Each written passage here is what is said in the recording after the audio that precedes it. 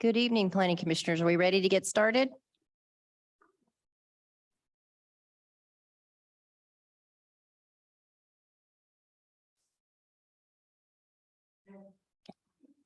So good evening. My name is Lee Napier. I am with the Lewis County Planning Department, and I want to welcome you to the Planning Commission public meeting today.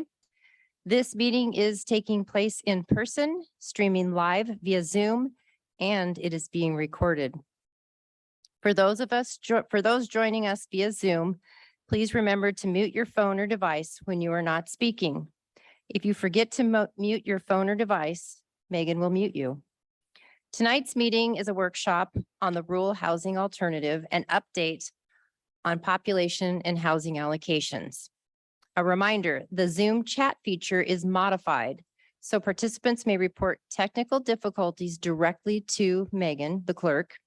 No public comment or questions will be taken through the chat feature. We'll begin now with roll call. The following planning commissioners are present in the room: Commissioner Spogan, Russell, Alves, Frank Corbin, and Kathy Chastain. The following commissioners are present on Zoom: Commissioner Fritsch and Commissioner Corbin Foster. We have all 7 planning commissioners present, so we do have a quorum. And we've tested the audio. I will turn it over to the chair. Well, thank you, Lee. My name's Lori Spogan, and I'd like to call to order the April 11th, 2023 meeting of the Lewis County Planning Commission. Prior to tonight, the commission received the agenda for today, and the agenda is displayed on the screen. I'd like a motion and a second from the Planning Commission to approve the agenda. So moved. And a vote? Bob, why don't you start down there? Aye. Aye. Aye. Aye.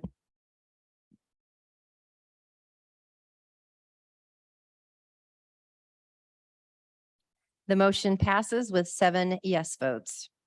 All right. Also, prior to tonight, the commission received the meeting notes from the March 28th, 2023 meeting. If there are no corrections, I'd like to entertain a motion and a second to adopt the minutes. I move to adopt the minutes. Second. All right, vote? Aye. Aye. Aye. Aye. The motion passes with 7 votes. All right, moving on. Are there any members of the public that would like to provide comments? There are no members of the public who wish to speak. Okay. Megan, has anybody signed up online? Nope, there's no Okay. hands raised on Zoom. All right. Then tonight's first item is a workshop on the rural housing alternative. The purpose of the work session is for the staff to present information about the topic and the commission to ask questions. So I'll turn it over to staff. Good evening, Commissioners. Eric Eisenberg, Housing and Infrastructure Specialist for Lewis County. For those folks online, I am trying to get my computer to connect to the Wi-Fi so I can turn on Zoom so you can see my face, but it's not working right now. So in a few minutes, I'll see if I can get it working so you can have a closer look. At the hand. I tried all of them. It wasn't, I'm resetting the computer to see if that works. Anyway, so we're here tonight to talk about the rural housing alternative. This is a concept you've heard about before, right? We talked about it previously. This is just sort of a waypoint, right, on our process to give you a sense of what we've been working on and to where we're going. One, I would say, important thing to bring up is that I think at the last time we met, we talked about how we were working on a report of sort of background information that we were going to have available for you to read, and it wasn't quite finished yet. Well, we finished it. We finished it a long time ago, shortly after that meeting, but I realized right before this one that we never sent it to you. So good job, us. Tonight, we can talk about what we've done in the meantime and the memos that you did get. And we have another meeting in June where we can talk about rural housing again, and then you can have that memo. And then again, after that, probably in July is when we'll pick up the conversation again, maybe by that time with an eye towards what regulations might look like. So you're not going to miss anything, but I did want to follow up on that because I realized that we forgot to give you the report. So what we do have for today is two memos designed to get at a question that was sort of a big important one that you all asked at that meeting in January, and then in some follow-up meetings in February, which was, why look at this unusual clustered large lot multifamily unit thing, which is certainly not what the market normally sees in housing in rural areas, as compared with just say letting you divide it to 2.5 acres and do an RDD 2.5. And I sort of approached that question from two separate angles. The first angle was the one that I alluded to in the meeting, which is under growth management hearings board cases. I was very worried about our chances on an RDD 2.5 strategy. And so one of the memos really goes into quite a bit of detail about that. And in particular, I would say it's designed to get at the sort of deeper question. So I told you the kind of exciting news that the 1 in 5 rule, the idea that you can have one house and 5 acres, is not really the law. It's the practice, but it's not really the law anymore. It was changed in 2008 and 2011. But I didn't answer the question of what is the law now? And it's not as awesome as you might think, right? So, I mean, it is the case that that there is no bright line rule about 1 in 5, but all those policies that sort of were behind that rule, they've repurposed those cases to say, but what we're really talking about is preserving rural character and having enough constraints on your land use to do that. And as you saw, the counties that had looked at RDD 2.5 or something smaller than 5 acres, both before and then again after 2008, they really only had success in mapping smaller zones to places where those lots already existed. And again, that still might be useful. Instead of having non-conforming lots, you'd have conforming lots, and there might be some things that'd be helpful to that. But looking at that today, from today's perspective, where we now have this very unusual change that landmarks will potentially be allowed to intensify in use, as opposed to being frozen in time and never intensifying, that it may not be as effective to look at zoning those areas as RDT 2.5 areas instead of making sure that we have all of our actual landmarks captured as real landmarks, because those landmarks will have potentially quite a bit more development potential inside the landmarks than an RDD 2.5 zone would have. I'm going to try fixing the computer here for a second. I wish I were good enough at multitasking to be able to do that while talking to you, but I'm not. So, is there anything that you wanted me to go into more detail in that memo or to sort of walk you through beyond that sort of high level explanation I just gave? I'm happy to do it. I just wasn't sure if that was helpful to you or not. I think it was very helpful. Thank you. I think what was more important to me, and I thank you for, Eric, is not blowing off my question when I asked it a month or so ago. It's nice, and I understand it takes time. So thank you for the follow-up. That's what I really wanted to say. I'd be more interested in Lambert's, but that's another point paper, so I don't want to talk about that here. But you answered my 2.5. Well, I definitely think that Lambert's is on the table for sure, and that, but Lambert's are designated in the future land use map, and if you're going to, make sure you've captured them all, and then it probably would make sense to do that as part of the periodic update process that you're kicking off just starting in the summer, right? I know that its end date is 2025, but it's going to be a big enough process that you're going to start it this summer. And our current comp plan talks about Lambert's being frozen in time, about them not intensifying, and that's no longer the law. So when we do the periodic update, we're going to have to change that. And that's an excellent and sensible time to be looking at whether we have correctly captured the Lambert's that exist in the county so that they would all be able to take advantage of that same rule if they're in existence. And that probably should include looking if there are, in fact, areas that have smaller lots than 5 acres, such as even 2.5 acres, as long as they count as Lambert's, right? Which means they have to have been in existence at 1995. Oh, I'm sorry. Gretchen, please go ahead. Oh, you are speaking to exactly what my question was. I was unclear about what the distinction was in the Lammerts and wondering if the county does not really have a great idea of where those are, what those are, but you're talking to that, so carry on. Okay. I mean, it is the case that the county went through a fairly lengthy process to try to identify them. And as you can see, if you've looked at a map of the Lammerts, if you look at the comp plan, it does have them all shown there. Some of them are really little. I mean, some of the Lammerts are nothing more than crossroads, literally.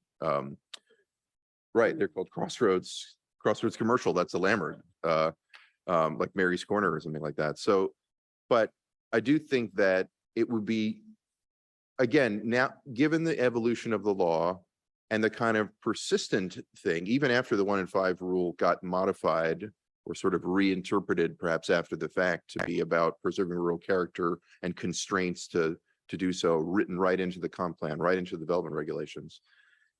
I would say that seems to be a fairly persistent idea of the law, which would suggest that if you did have areas where a majority of the lots were smaller than 5 acres, that you should be considering those as potential Lammerts, as long as they were old enough in time.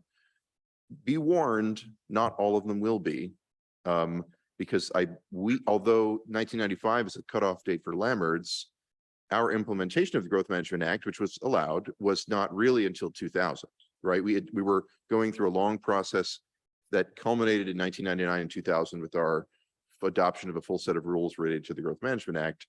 And there were many 1999 subdivisions designed to beat the buzzer because it was legal then and it wouldn't be legal once those new regulations took effect.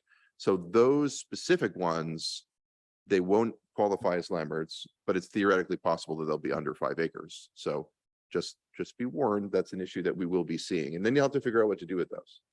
So Eric, I'm trying to visualize what type of rural area you could be talking about now. Are you by chance talking about places that have non-conforming 2 and 2.5? So they're really not designated as Lamberts currently, but since there's so many 2 or 2.5 acre lots, you're thinking that we'll be able to expand around that area? Is that what you're saying? I would say, okay, so if it were the case that we had areas where there were a lot of 2 and 2.5 acre lots that we did not designate as Lammerts and instead are in RDD right now, and they're considered rural on our future land use map right now, I think as long as that land use pattern where you were seeing that subdivision to 2 or 2.5 acre lots that was older than 1995 and was not a product of people trying to beat the buzzer between 1995 and 2000, theoretically, you could look at whether those should be truthfully considered to be Lammerts and whether their existing character is such that they should be thought of as like a discrete area. I'll just add to that. You can't, the outer boundary specifically must be set on a Lammert based on the development patterns from 1995. So you can't capture more land outside of that geography. If there are lots within that geography that are bigger, but would naturally fit within the Lammert, they could be captured and subdivide down. So we do see that, like, because I've been spending a whole bunch of time on the Packwood area. There's some Lammerts out there that have like a 1 acre minimum for a subdivision, and it captures like High Valley, right? So High Valley, all of that is the RRC1 area. There are bigger lots located in, between the clumps of housing developments. We have these big 20+ acre lots that are also at that 1 acre minimum. So we could conceivably do that same approach with looking for areas that were subdivided before 1995 that maybe internally of the 2 or 2.5 have larger places that could subdivide. But we could not expand that outward under a Lammert approach. But I think what Eric's saying is there are some approaches that we could take under the current case law dogma that we're living under. Lammerts is one option. There's some others. It is going to be very geographically specific. No matter what we do, it will be very geographically specific. It will not be like a carte blanche RDD 2.5, because that will not pass muster. And I was thinking when I was reading Eric's report, he identified other counties, that had tried things that maybe or may or not been very successful. Do you get together with any of the other people and say, hey, let's all go in there together and try to do this, with other counties to solve their, because they must have the same problem we're having. I mean, we certainly could do that. I have not worked directly with any counties yet. I mean, also, don't forget, look at the examples I gave you were like old as Yeah. well, right? We're talking Yeah. about processes that started in the mid Right. 2000s and they culminated in the early 2010s. So, Right. I honestly, like, I'm happy, we absolutely could go and reach out to these other counties and work with them. But it's definitely the case that sort of the prevailing wisdom across the land is that this is that that you can do something more flexible than 1 in 5, Yeah. but it's very limited Yeah. and it's very hard. And also, I'm sure none of those counties is really itching to do another process that takes 10 years. Right. Right. I mean, we're talking 7 years, I think, for Kittitas County Yeah. to discover that they really didn't have the record to do something more than 1 in 5. I mean, that is a really bad outcome. Think about the resources that Yeah. that took. So I certainly could talk to them. I've talked with Paul Jewell, who is the person who represents many counties. He's the WASAC representative, the Washington Association of Counties representative, who specializes in land use. And I mean, he basically, he said, you guys are doing God's work. Good luck to you, that he's been down this road many times before. And so, like we certainly could coordinate, but I think everybody appreciates it's just a hard road to follow. Yeah. We're a different kind of county, though, as far as how we implement land use laws. Isn't that correct? I mean, there are some other counties that operate under a different set of practice or rules than what we do. Didn't you Well, explain so, that to us before? Yeah, I mean, each county, there are counties that don't have to plan under GMA, Yeah. right? They haven't reached the population to be a GMA county. And then there's the GMA counties like us. And the GMA counties all have to follow the same state law when they develop their rules, but we don't all take the same approach to doing our rules, right? There's a variety. We have some counties that are very similar to us. We often look to them when we want to find development regulations that might work here. We look for stuff that's very well structured like us. So yeah, there's quite a bit of diversity when you look across the GMA counties. But when you go to the case law, that's really where we go to find what have people tried and made work or not make work? Because it's less about the specifics of the development regulation, more the parameters they're putting into place. And I think what Eric found in his research is, yeah, you can do 2.5, but you better constrain the heck out of it. It better be really limited, or you're going to have a problem meeting rural character. I do want to point out that there actually is an echelon of counties above us, and then Gretchen has a question, but there are counties that have what I would call like souped up GMA compliance. So the larger counties, particularly on Puget Sound, where they were most worried about growth management issues, they have all the same rules we have, and then they have this other layer on top where they have to have a monitoring agency that actually checks and see how they grew in comparison to how they thought they were going to grow. So like the Thurston County Regional Planning Agency, is that what it's called, Regional Planning Council? They have a whole sort of multi-jurisdiction agency that watches how the growth patterns have evolved and then measures back against how the land use regulations work to suggest or require that they change them when it's not worked out the way they wanted to. So Lewis County does not have to have that additional layer of growth management protection where you're like validating back against the pattern, which is, probably good for us because it would be a very difficult endeavor for us to stand up a county planning agency like that because our small jurisdictions would have to put the bill for it. Gretchen? I was just curious about the piece of this memo that talks about the leapfrogging of UGAs. And I was wondering if Onalaska and Pack would fall into that, or what that is exactly, the leapfrogging concept. So I would say they do fall into it in that they're within the policy of it, but I think the primary concern that we had is that it just means we need to make sure we were reaching out to cities when we do it, because The major problem in the Wenatchee versus Chelan County case is the city of Wenatchee identifying that they perceived Chelan County's zoning near their UGA as a threat to them. They were like, we're eventually going to grow, that we're going to need more UGA. The UGA will expand in that direction, and no developer is ever going to be able to do it because you're already going to have carved it up into these little lots that no developer can economically buy and develop at a greater density than that because they don't get enough bang for their buck. And so we actually did. We've already reached out to Emil Pearson from the city of Centralia, whom we thought would give us the most helpful feedback in that regard quickly, because Centralia is clearly thinking about that already. And he, gave us some ideas about ways in which he did or did not think would be a problem about, if they're going to be places where sewer might go, is this going to hurt? But I would say we're hoping that the rural housing concept we're talking about is a bit insulated from that problem because of the large lots. So like, let us say theoretically that it all worked out swimmingly and you were able to put, say, 3 units, in one 1.25 acre portion of a 5 acre lot or a 10 acre lot or 20 acre lot.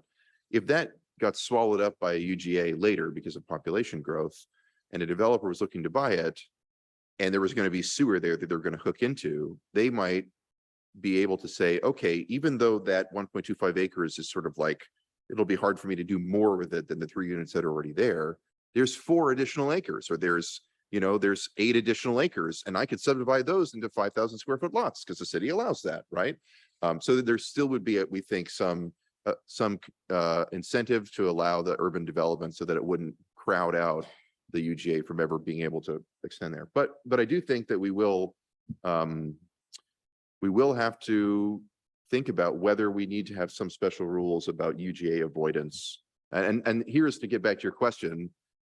If we had UGA avoidance rules, we might want to apply them to Packwood and Onalaska as well to avoid that problem from happening in Packwood or Onalaska. Although again, maybe not, because we, the county, are the jurisdiction that would be planning for it. And we might say, no, we're planning for this. It's okay. Like there'll be more acreage that someone could use to subdivide. So if they end up in Packwood, whatever Packwood zoning is, and they're subject to the sewer that Packwood will have, it'll still work out that someone could develop at an urban density. We won't have to worry about having maximized the use of that at this sort of suburban density, which is a big no-no under the GMA.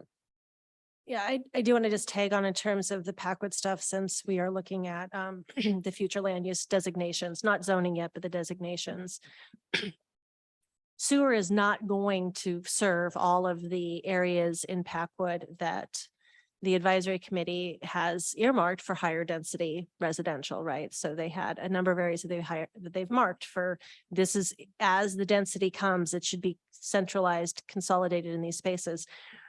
This beginning of sewer in Packwood will not serve all of that. We don't have enough, we're still piecing the money together. Right? We don't have enough money to serve all of that. So I think, Gretchen, to your point, as we are looking at the implementation side of Packwood, and we're looking at, is the UGA the right option? Likely is. Where do we put that? Where does it fit there? Looking to the future of expansion of sewer and expansion of those higher densities. So yeah, it is going to be part of our conversation as we move through the Packwood piece. I have not yet started to dive into Onalaska, but that will be part of our periodic update. We need to look at that sub area too. Very similar question there, although they did not finish their changes to like future designation, land use designations, the way Packwood is. So probably even more interpretation open there. So yes, this is part of the conversation for those 2 areas. Were there any other questions? Oh, okay. So now let's switch to the other memo, sort of practical memo, right? About, what do you get if you do RDD 2.5? Of course, the point of doing that would be that you would get more houses. You theoretically get 2 instead of 1, right? And since you can do ADUs, you'd get 4 instead of 2. And I sort of tried to dig into some data about what affordability benefit we would get from that. It's undeniable, right, that more housing would be nice because the supply and demand would suggest that having more housing would bring down the cost. So I think it would bring down the cost. if you were able to do RD 2.5. The question was, would it help as much as something that encouraged smaller units? Again, I think it's fair to say that my memo is predicated on the idea, which may or may not be true, we'll get to that in a minute, that people would actually build these smaller units.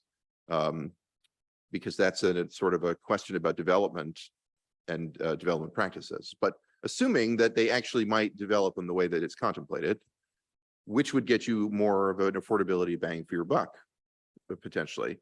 And so I've had for like a year and a bit, since the housing initiative began, I had this access to this great data set, right? It's all of the assessor data on all the residences in the county from tax year 2022, which means from observations from the summer of 2021, usually at the latest. And you can sort it. It's just in a big Excel table. So it's fantastic, right? So using just sort of built-in Excel functions, I sorted it to get only the RDD lots. And just because I needed something to give me a data set, I chose lots that were 50 acres and under, because I thought, that's the majority of the area we're talking about. And then I plotted using Excel, I plotted the assessed land value of those parcels against how big their acreage was. And the map is not the easiest in the world to interpret because it's a lot of data points, but I think you can see that there was this kind of like cascading series of dots that seem to make it the case that you don't exactly get a linear relationship between the amount of land and how much it's worth. In fact, it kind of tapers off. And what I thought was surprising about that is that the taper is really fast, right? That like there are a lot of big acreage parcels that aren't worth a lot of money. And there's smaller parcels that are worth a lot of money. And it's a complicated picture. But I had Excel put in some trend lines. One was linear for comparison. One was logarithmic where it flattens out as it goes along. And whichever one of those you pick as being the fair trend line, the difference between 5 acres and 2.5 acres in terms of the land value from that 2.5 acres was fairly modest. It's not easy to see because the scale is big. I wasn't trying to mislead you or anything. I thought the fairest way to look at the data, right, is to see the whole data picture.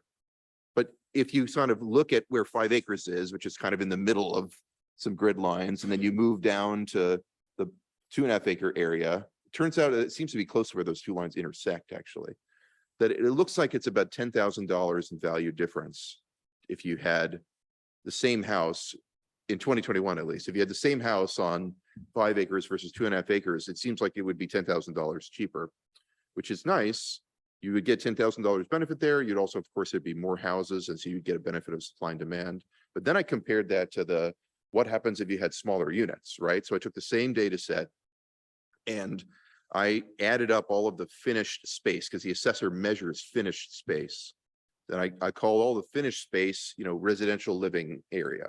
And I plotted those same houses for their improvement value. So the value of the house, as opposed to the land, compared to the size of their finished residential space. And you got this really surprisingly stark, seemingly linear relationship, right? More finished living space equals more expensive. Less finished living space equals less expensive.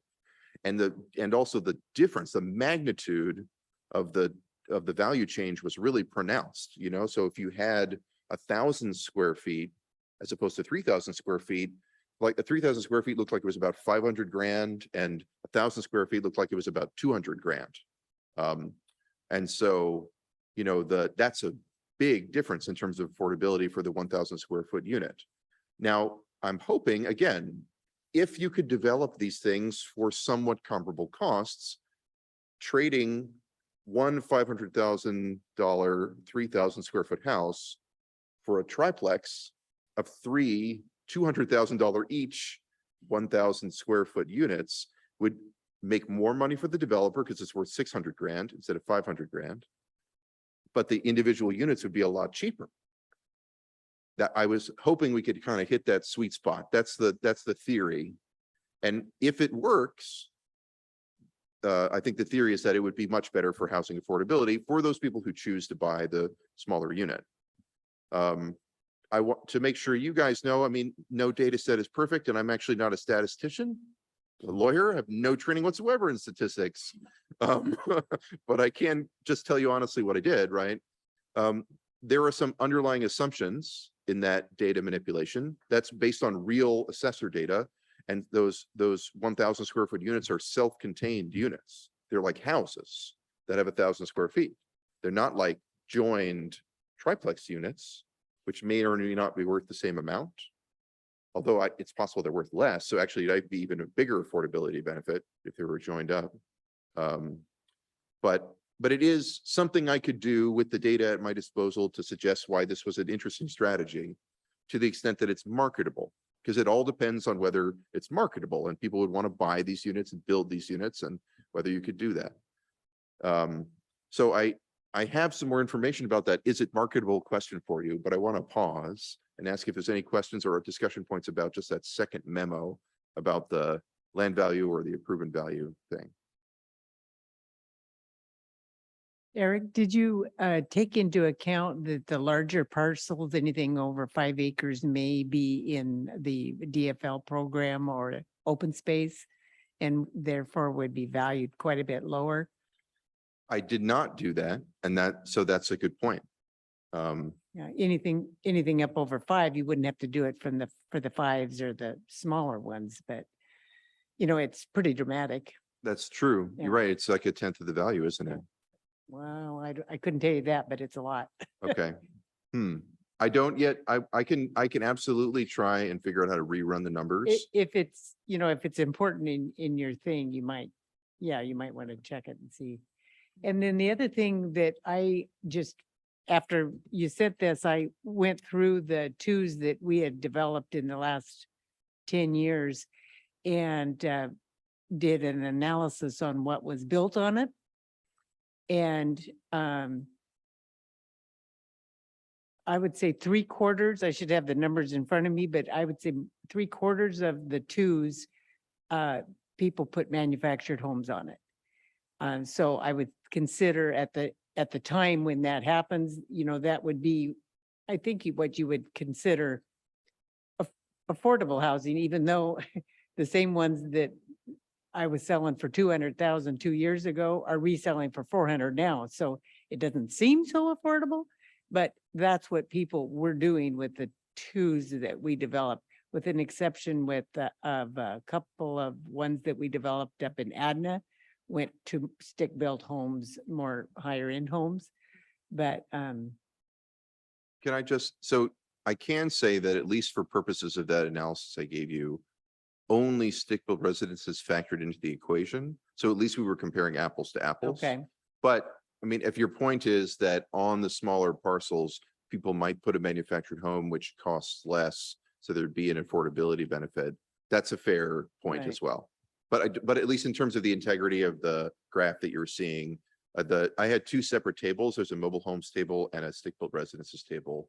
And I only did the analysis on the stick-built one because I didn't know exactly how to compare them to Had the to manufactured compare. ones. So and of course, the optimal affordable would be if we could figure out how to do more mobile home parks where a person could purchase their home. And I know you've spoke about that, how it's difficult to do it rurally, but there's in Lewis County that there would be a huge benefit to that, because if they come and buy 2 acres to put their manufactured home, the manufactured home is relatively inexpensive as far as homes go, but you've got all the upfront costs. You've got to buy the land, you've got to pay to dig the well, you got to pay to put the septic, you got to pay to put the power, pay to put so there's a lot of money that you have to come up with on the front end, which makes that difficult for people that are looking for affordability. But those same people may, and I suspect would not be the people that would want to live in a triplex on 5 acres. I mean, it's just a different, it's a different life. right. And to some respects, even though I like the idea of what you're talking about for some uses, for me, it would almost be a little weirder to be out on 5 acres with a with a neighbor than it would be in town with a lot of neighbors, because it'd be like you're just sitting out there with these one other people. So it's kind of weird. And then what do you do with the rest of the 5 acres or the 2.5 acres? You know, who gets to use that? You know, what are we gonna do with it? So there are some issues, but I think there could be some, you know, there could be some uses for it, but I kind of suspect that it wouldn't be widely utilized, but I could be wrong.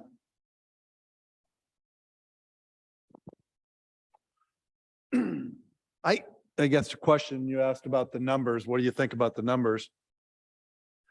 I don't think your analysis is too off base, and I thought the numbers, back of the envelope sound okay. I can see the economics benefit of a triplex. The only thing, I just cannot get past the idea of why somebody would possibly want to live in a triplex on 5 acres out on Coal Creek Road. And I just mentioned that to somebody today. I was traveling and doing business with some people out of the city, and man, I didn't get it hardly out of my mouth before they asked, but what about their kids and travel and transit and what the heck they want to be out there for? And so anyway, I'm back to your question. I think the money's good. If this were a question that somebody said the city of Chehalis wanted to make every open lot now a triplex instead of a 2,500 square foot house, I can't believe I'd be the first one saying that's the best idea I've heard in a while. But I'm having a hard time with the rural, more development the way we're talking about. I don't know if we've even gotten there yet, but I may be jumping the gun, but building 3 on 5 acres, yeah, it'd be great if I was looking to put rentals in somewhere, but man, I just don't know what they do with the other 5 acres that park broken down cars, and they're out there because they need cheaper housing. So what are the chances are that they got a car that's in the last 3 years too? So anyway, I've said enough.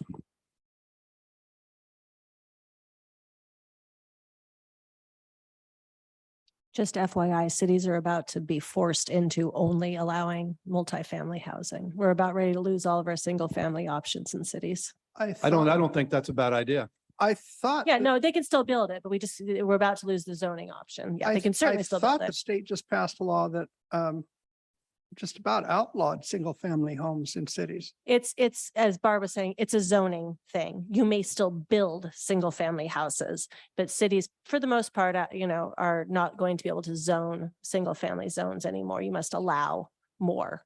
So yeah, that's pretty much where the state's going to be. So- Cities are not allowed to prevent multifamily housing in any zoning is the result. Not that they require it to be there.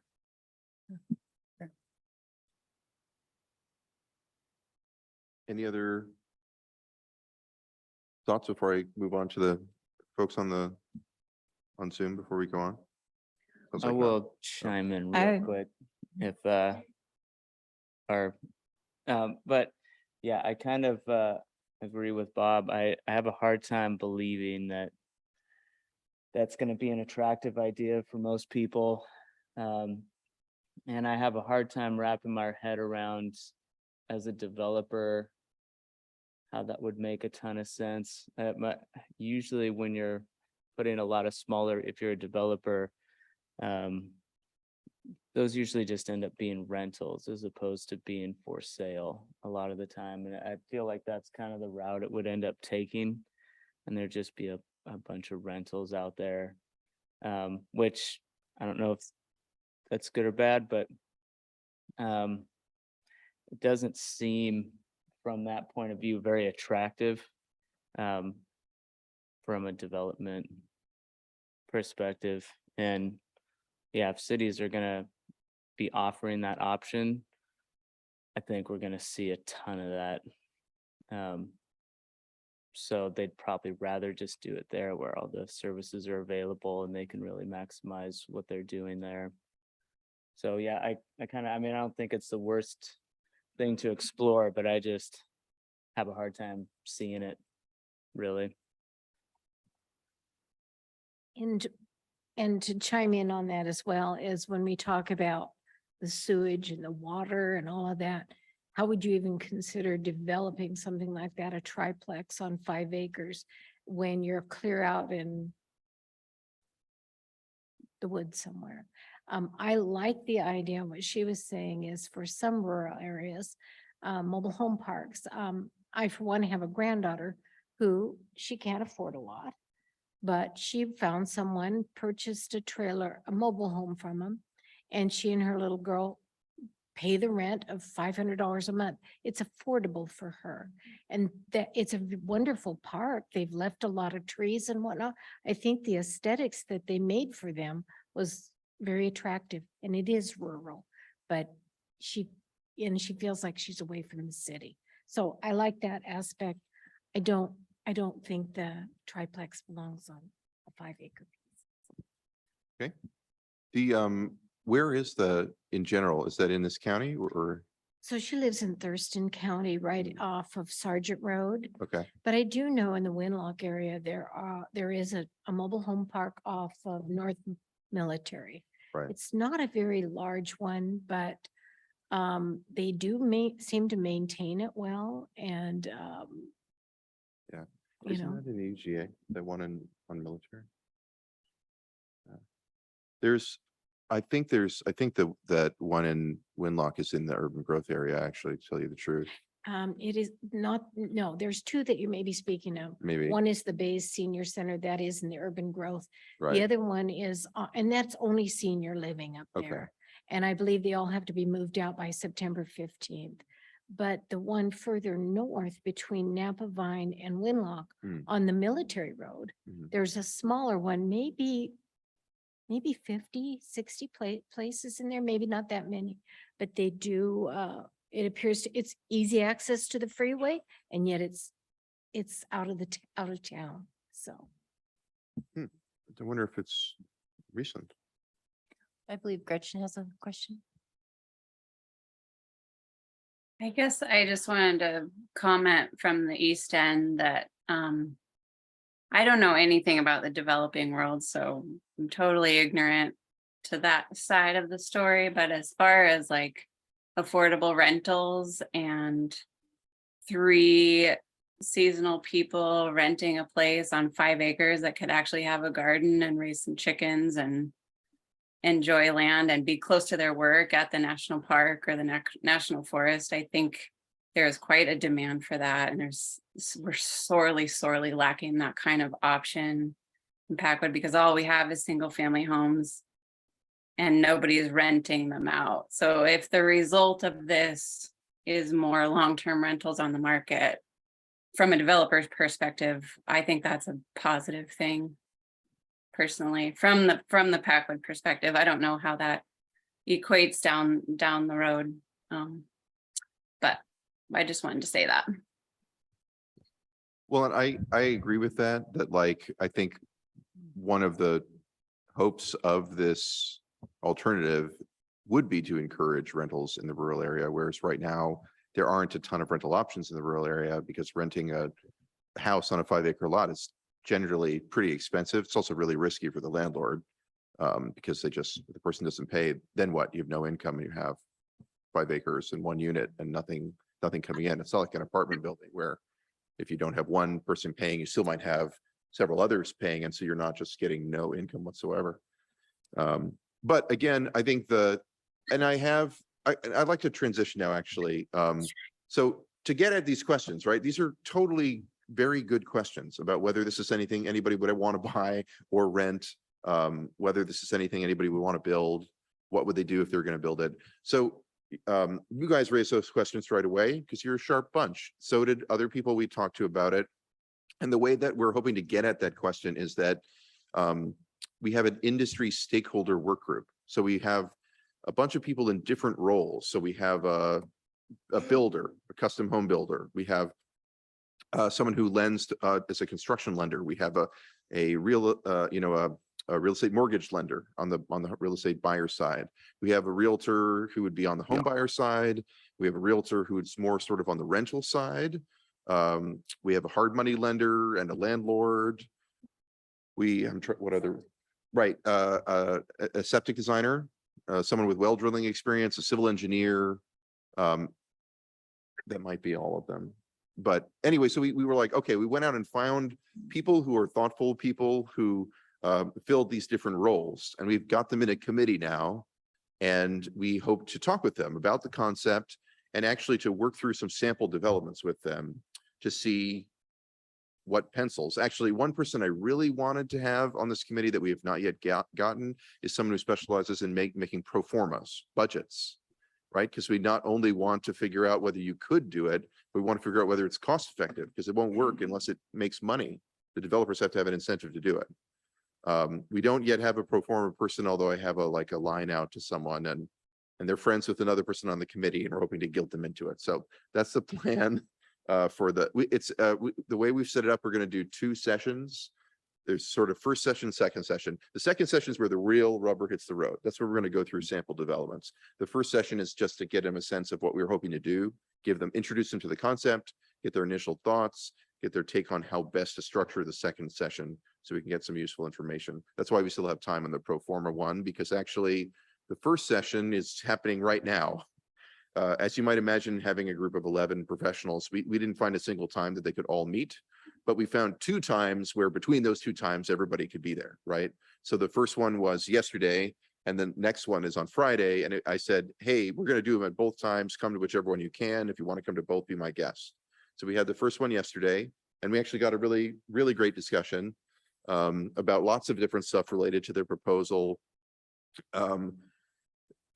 And the proposal is going to be more than just that 2-page flyer, or even more than just the huge report that you'll be seeing. It's all about background stuff. These folks are in the business. They need rules to play by to help you figure out whether those rules will make sense, right? So we have prepared a 1-page bullet list, if you will, that we're calling sandbox regulations, like a synopsis of how you would take this concept and have rules that would kind of be a regulatory version of that. But it doesn't have any real code language. It's meant to be something to play with, right? So that's why we call them sandbox regulations. So we started getting their thoughts on those. We started getting their thoughts on the concept. We had a 2-hour discussion, a really productive discussion about how it would work. Some things to think about. I would say some big takeaways from that conversation already were they had the benefit of seeing the big report, and you guys didn't. I was boneheaded, sorry. But the big report has tons of stuff about well and septic. Your question is, how would you even do well and septic for a triplex? The actual answer is you can absolutely do well and septic for a triplex, and having 5 acres to do it in, or 10 acres or 20 acres, makes it more likely.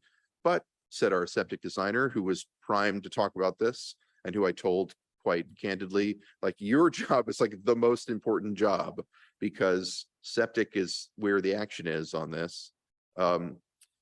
She actually encouraged us to do some homework, some GIS report running about critical areas. When you see it, if you choose to wade through it, you will see that the septic and work that I did was very black letter. It was about what did the regulations say, and it just kept disclaiming over and over. But of course, site-specific conditions will really matter a lot to this. What critical areas do you have? How will those constrain how you use the space? She said, that's true, but why don't you try and get at that question by running some reports to show what sorts of lots out there exist that won't have these critical areas. Now, granted, her take on this was slightly misinformed, and we were able to correct her understanding in the meeting that she didn't realize that the whole 5 acres, the whole 10 acres, or the whole 20 acres was on the table for the septic design. She thought it had to be within that 1.25 acre envelope, and she was like, that's really going to be hard. So we disabused her of that concern, and that might change her philosophy a little bit, because 20 acres is a lot of space. But still, like, we're legitimately trying to get at some of the questions you've raised with people who are in the business of handling them, in an effort to try and come up with something useful about how the regulations could or won't map to the real world development. And that's something we'll be able to talk with you about in June, the results of that second session, which we hope will be in May. So that, I think, is something useful to talk about. I would say the most surprising thing to me was that they weren't, I don't think they were, some of them were concerned about it being more geared towards rentals and they weren't sure there was demand, in particular, the custom home builder. He said, I mean, the people I work for are not going to be interested in this, right? Because he builds custom homes. But surprising, he was a big surprise to me. When I was going over the list of potential sample developments we might talk about, one of them I had on there was duplex, stick-built duplex, which I thought it was possible they're going to say, well, that's not worth talking about because you could build a house of any size you like and an ADU. So why would you need to talk about a duplex? And he said, duplexes is the thing I think I would see most from this thing. He said, people all the time ask me about doing duplexes on their large lots because under our current code, out of respect for the 1 in 5 rule, if you want to do duplex, you got to have twice the land area. And this would potentially permit you to do a duplex where you didn't have to have big house, little house, like big house plus ADU, but not on double the land area. Like, and so he thought he would see demand for that, even in his line of work, which I thought was really interesting. There was the guy who's the landlord and the hard money lender, also a small-time developer. He said, well, you know, I could see how maybe somebody might prefer to live on a 1,000 square foot townhome out in the country instead of in the city if they had the means to do so, that they might prefer that. He actually thought it was possible that you'd have a premium rent out there. And so it would not end up being a more affordable unit on the rental side. It would end up being perhaps a more expensive rental. I think he and one of the developers, I'm sorry, that was another role. We have a developer, straight up a developer. The developer said, well, that's all well and good, but you're not going to get more affordable housing that way. And I actually think that he's missed the point. If you have a person who lives in an apartment in Chehalis and the rent is X and they decide that they'd like to live in an apartment outside the city and the rent is X plus 300, their apartment here is free and someone else can take that apartment. So you actually still do get some affordability benefit from that by just increasing the housing, the supply and demand problem. And also, if you had somebody who was living in a 3-bedroom house out in the country and they said, I don't need to take care of this 3-bedroom house. It's annoying to take care of all this land. I would rather live in a condo or, you know, where someone else is in charge of taking it. If they move out of their 3-bedroom house, even into an expensive apartment, their 3-bedroom house is on the market for a family now as well. So from my perspective, I think the stuff they were talking about suggested that there might be demand, not necessarily where you would think of it as being there, but either in the actual market or in the replacement market as people move from one place to another. It seemed plausible to me that it might be helpful. So that's something I have to offer. Again, I'll try to report on what you say more, what they say more specifically at the next meeting about Yeah, this. the term affordable is relative. I mean, it depends on where a person's at, you know, in their life, you know, and you know, what their income is. You know, what's affordable to me, you know, may not be affordable to somebody else, you know, but what's something that, you know, I would aspire to might not, you know, be something somebody else would aspire to. So I think just adding inventory, you know, I think we should be looking at all aspects of housing, you know, expensive housing, mid-range housing, you know, low income housing. I mean, everybody needs something to work towards and to have available as choices. And you know, while I appreciate the discussion on low income or affordable housing, you know, I don't want to lose sight of the fact that we need all different kinds of housing. You know, I might just add, I would consider most of the stuff we're looking at here as middle housing, right? It's not low income. What we have in every jurisdiction in the state is high and low. We don't have middle. That's what we're missing.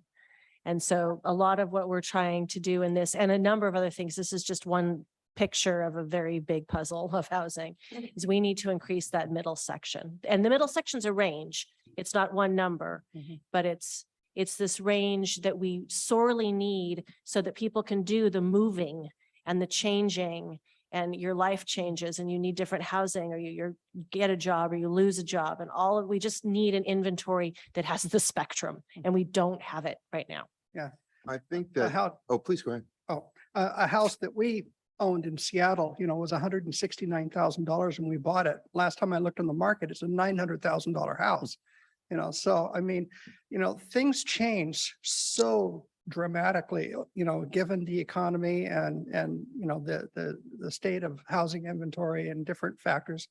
So, I think in Lewis County, while, we do need to target middle income housing, I don't think that we've probably got all that we need of, expensive housing or, lesser expensive housing. So, again, the focus is middle perhaps, but I don't think we should completely rule out all the others too. And I like the idea of having options for people too, like mobile home parks. I think that, they should be available in rural areas. I've lived in rural communities and I've seen mobile home parks that were pre-1990, whatever law, pre-GMA, they're still functioning, nice looking areas.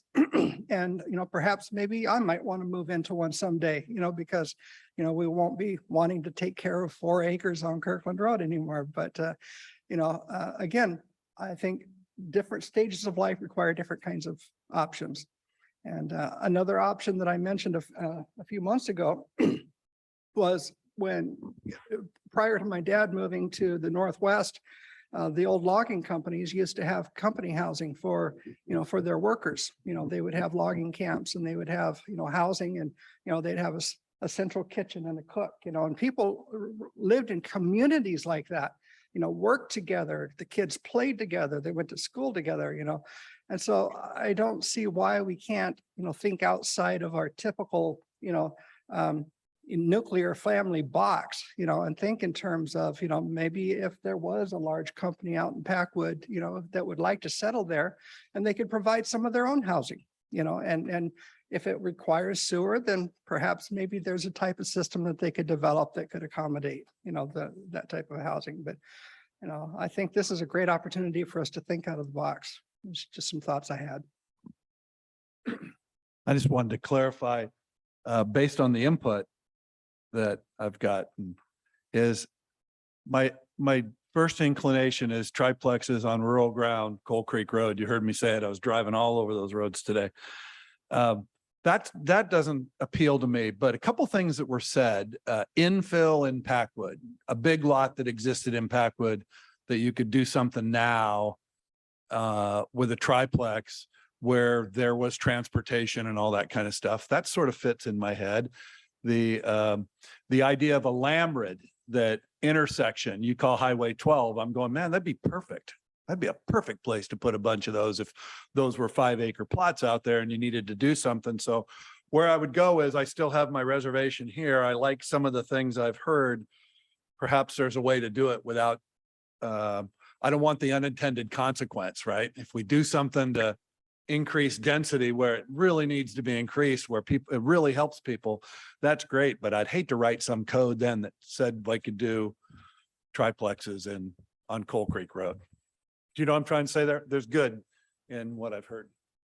Hey, Eric, if you're exploring the idea of putting a triplex on 5 acres and you said that you can figure out the septic, we haven't gotten into the water because of the rules around water, but let's just say you get that figured out. Why can't you just put 3 houses? Why does it have to be a triplex where it's all connected? It doesn't have to be. I mean, even under this proposal that's on the table right now, we use the example of a triplex because I think there are some market reasons why someone might gravitate towards that. It would be cheaper to build, for example, than 3, separated units. But the proposal would allow them to do that if they wanted to build 3. If they want, actually, I would say maybe a very plausible thing would be that they might put 3 manufactured houses that were each 1,000 square feet. There, now you've got And my and interest. that's the sort of thing that the landlord I was talking about was saying that maybe you'd get a premium for that. Right. Yes, it would be close to the neighbors, but it would be slightly less close to the neighbors perhaps than a city. And you'd get to have access to a larger rural area to make you feel like you had a bit more space. And he thought it was possible there'd be a demand for that. And he was thinking, I think, of discontiguous units as a result. When I Okay. presented to the Realtors Lunch and Learn in March, February. Oh my gosh, when did I do that? Now I've forgotten. Time means nothing to me anymore. The reaction that I got to it when we went through it and then I asked, do you think there's a market for this? It was an overwhelming yes from the Realtors Lunch and Learn, that yes, there's a market for it. What I heard a lot of was intergenerational living. So a lot of people said, oh my gosh, families would love to do the 3 manufactured homes, or maybe it's a stick built and a couple manufactured homes and have it be a family compound. Oh my gosh, yes, we want to have my parents be able to move out with us. There seemed to be a lot of reaction around that type of living that people thought, yes, they would choose to do it in the rural area. They would. So I think the way that we've been looking at this is not necessarily this, the idea is not to be prescriptive. The idea is to create an envelope, and then you decide, the developer, the property owner, you decide, is it a triplex? Is it 3? Is it 4? And it's going to be based on your septic and your water and all those other things. But we would like it to be, as we've said before, a form-based code, so that there's more flexibility in it for the property owner and developer to choose how they want to manipulate that for their circumstance that they're looking to do. So Family member compounds was also something that came up in that industry stakeholder first work group, that they discussed people, both the septic designer and the custom home builder discussed people asking them about how to do that, and they were not able to do it under the current law unless it was just one unit. If they wanted to do an ADU, sure. But more than that, they didn't have an opportunity to do so. And they thought that was possible there would be demand for that. In fact, actually, come to think of it, they thought that would perhaps be its primary use. There was some skepticism about other things. The conversation evolved, and I've given you, I think, a fair picture of it. But initially, I think that they're sort of like, gee, does anybody want to do this except for the family member unit thing? That was actually their first reaction. But then they kind of like kept spitballing it and started thinking about other possibilities. Well, the restriction would be that you have to sell it as 3 homes on 5 acres. Correct. So that would lend it to family, because 3 people aren't Right. going to buy those homes and Or They can't sell it. rentals, right? Yeah. Because then the Yeah. landlord owns it anyway. right. Right. Yeah, no, I was that was my thought earlier, was just that the family compound thing, I think, would be highly popular. Yeah. I'm curious, has anybody talked about, we talked about mobile home parks or tiny home parks or things like that. Is there an avenue where maybe it's just as simple as allowing people who already have places to have X amount of hookups for a tiny house or a mobile home, and they could rent those out, or as they see fit? I mean, somebody could get a tiny house for a car payment and go put it somewhere. And if I'm aging and I live on 5 acres and I want to have somebody make my payments for me on my taxes and whatnot, I could just carve out a couple spots and let a couple people be there, especially if they're relatives or people that I know or people from church or whatever it is, So, I mean, it's definitely so mobile home parks have come up, and I think everybody appreciates that that's like a quintessentially rural form of development. The trouble is, again, we could try to apply the same machinery to the question of whether you could do something with a mobile home park that did not require you to have 5 times the number of acres as you have units on it. Right now, that's the major limitation, right? Is you could do a cluster development and do a mobile home park, no problem, but you got to have 50 acres of land to do 10 units, and that's a lot of land that's not getting used. So we could talk about ways to apply the same reasoning to mobile home parks. The major problem with that is that you're going to run up against real substantive constraints, right? That 1 in 5 rule has been reinterpreted to be about protecting rural character and to avoid the need for urban services. And, mobile home parks that cluster a lot of homes very closely together create a potential demand for urban services. And that is a hard problem to solve. They aren't dispersed. They don't use decentralized services. They actually have to have centralized services. You need a Group A water system. You need, if you have enough people, you need a loss system, a large on-site septic. And in some sense, without that big open space, right? Without the 50 acres of land for the 10 units, you also potentially lose that big open rural feel. You potentially lose that fact that wildlife can pass through. I mean, these things that the Growth Management Act lists out, and those are still around, right? Even if it's not a bright line 1 in 5, those are still the rules that you have to satisfy. And so it doesn't, like, I think that's a very promising avenue and that we should look at it, but it isn't that easy. It's hard. This is not that easy either, of course, but I would say the major innovation of this one is that it allows you to have a few units on 5 or 10 or 20 acres, and you get that open space because you're doing a single lot cluster, basically. And also realistically, I should have jumped all over Commissioner Al's comment that this isn't going to provide the same incentive that it does if you're in an urban jurisdiction where you could do multifamily housing anyway. You're darn right it doesn't. It's going to be more expensive and more of a pain in the ass, excuse me, but it is. If you're a developer, you're going to be like, wow, I have to think long and hard before I do this instead of something in a city.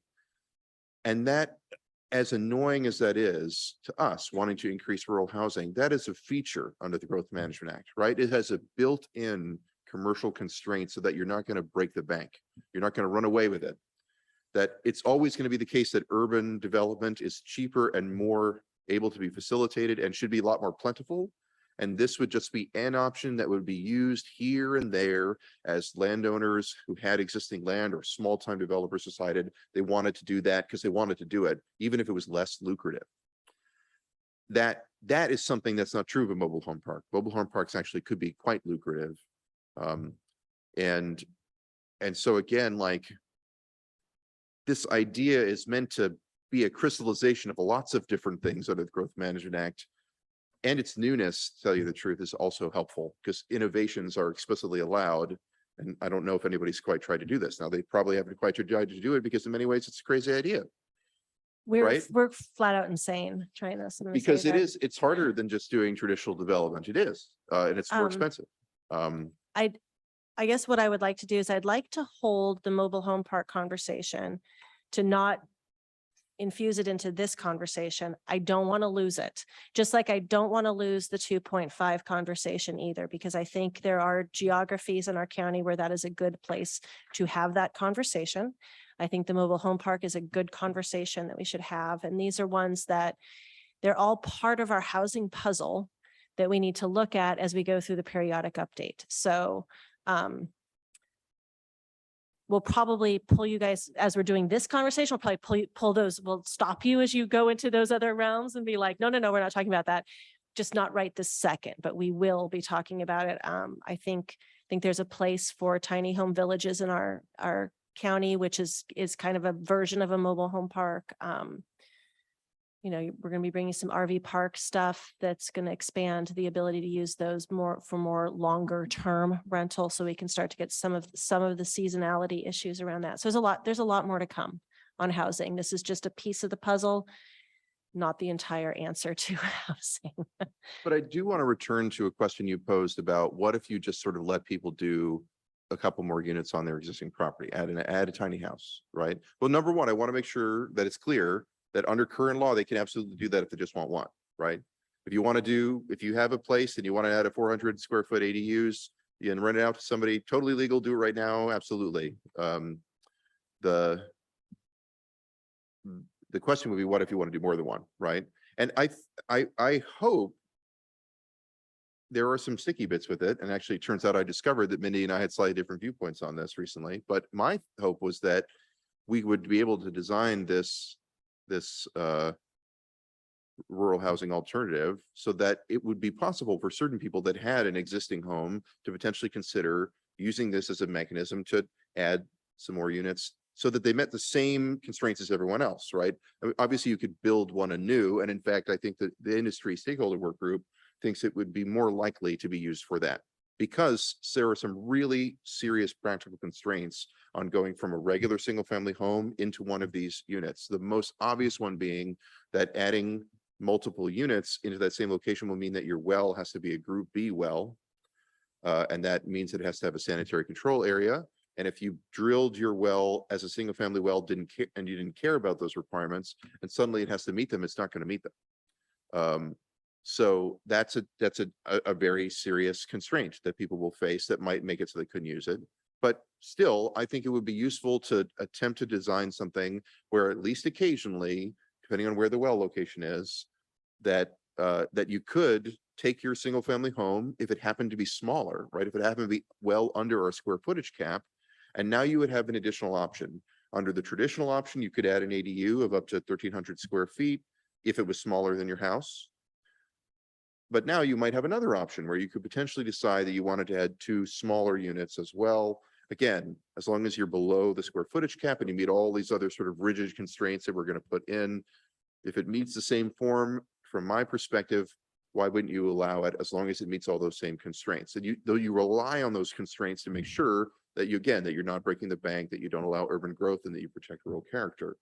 I think we'll have to decide if that is worth it. I think as we go forward, the concern is that if you allow people to use this as a tool to potentially do more than they might otherwise be allowed to do on their single family lots, then you maybe look like you're letting them gild the lily at the expense of rural character. So we just have to keep talking through that and hope that what we come up with and the record relay is enough to show that what we're doing is what we're supposed to be doing. My preference would be to start where we think we can defend it legally. And I think constraining it so that we're looking primarily at new development is where we can, because then all of these rules apply at one time to this. So we can prove we are constraining it from a rural perspective. I think we see if we can get through the legal on that, see how that goes. And then if we do get through the legal on that, and we start to see this and we think, oh my gosh, yes, it does work. And yeah, people are going to use it in summer. It's not going to be like a runaway train. We know that, but it'll start. Then we start opening it up. Then we say, okay, let's take another step in this and see if we can pass legal muster there. So this isn't to me a one and done. It's this is so innovative that we're likely going to have a target on us. We're very likely going to have to go through the court system on this one. So we want it really tight. We have a really surprisingly large number of public water systems in rural areas as well. So think about, if water is your constraint, think about the number of lots served by Boisfort, for example. We have a lot of places that are not practical for other urban services that, because of previous developments, are served by water systems. And if you're already on a water system that has capacity for additional connections, you don't have that constraint either. I think opening up those options for people where they're practical, it doesn't mean that they're going to be practical everywhere in the county, but there are plenty of places where they would be. I think that's a good point, although Boisfort's a very interesting example because it's so expensive to buy a share that it's possible that it would price out multiple units. Like they will make you buy a separate share. It'll be another 30 grand for the share. 19.5. Oh, well, it goes up and down. There was a time when it was 30, I remember hearing, so it goes up and down. They were much higher at the point that Boisfort was not selling them themselves when private parties were selling them and they weren't issuing any new ones. I would have loved this option, just as an example of someone who would have used it while building.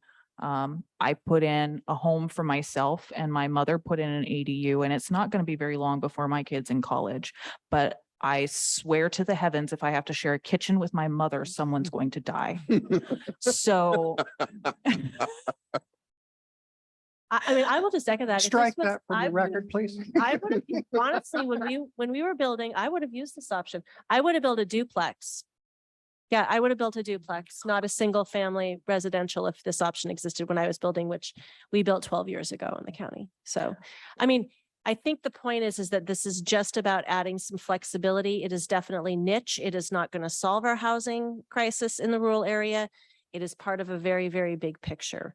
But the next step that we're taking here, this industry stakeholder thing, is really important. I think it's going to show us how realistic it is. I really hope we can get to the budget piece to see, like, is there a market affordability here for people, right? It's still not the low end. We're not getting it low end, but in the middle, are we marketing to the middle? So I'm hoping we'll be able to come back in June with a lot more answers to the questions you guys raise, which are the same questions we're asking as well. We want to make sure that this is something, if we're going to do this and have that target on our back and put ourselves through the legal ringer, it better be something we truly think we should be doing to add flexibility. So. We probably need to get on to the next thing. But I will leave you with this anarchic thought. I am always, I guess, an anarchist because I have dangerous ideas. So Mindy and her legal advisor can rein it in. But again, just posing the question about whether you would want to allow people with existing homes, if they happen to be very small homes, of which there are many in Lewis County, to take advantage of this. In other forms of rural development and land use, one can move from one permissible use to another, and it's not against the rules, right? You have a house, you can change that house into an isolated small business, which is permitted under the law in rural areas, if you wish, and then you could convert it back to a house. Those are things are illegal. So, those things are legal. I misspoke, but so it would not be that weird or controversial that if you created a rural housing alternative that was permissible in the rural area, that someone would be allowed to take their existing single family residence and convert it over, as long as they met the constraints, if the constraints were good enough. So we'll see, whether we can convince Mindy that to go for it. There you go. Because I do think that there is, I have heard in my experience working with the Planning Commission, and even as recently as an email, very recently from these very nice people came, there are people who give the classic Lewis County story, right? In which they say, I have a house on a lot of acreage. It's hard for me to maintain. I don't really want to maintain all this acreage. Is there some way for me to do it, to share the load either with my family members or to get some other people on the land with me so that I can age in place, so I can stick around? If you don't come up with a system that allows people to convert existing residences into this new type of use, if they qualify, which they might not, because it's the square footage cap will be a problem for them and the well will be a problem for them. But if you don't give that option, you have lost that whole demographic of folks who have a totally legitimate reason to want to be able to stay in their existing houses. And again, I don't think it's inconsistent with rural character historically. I think that's what people did. They had land and they gave half of it to their kids so their kids could stay there and help them stay on the land. I mean, that's what they did in farming communities. So we'll see whether that passes muster. Yeah, I mean, this is to me, what we're looking at here is kind of quintessential rural, right? This goes back to how rural worked a lot more often than it does now. So I kind of dig it. I just want to protect us as much as we can legally. So anyway. And with that, it's time to stop talking about my fun thing. Your thing is fun though. That's a fun thing. Should we move on to the next topic? All right.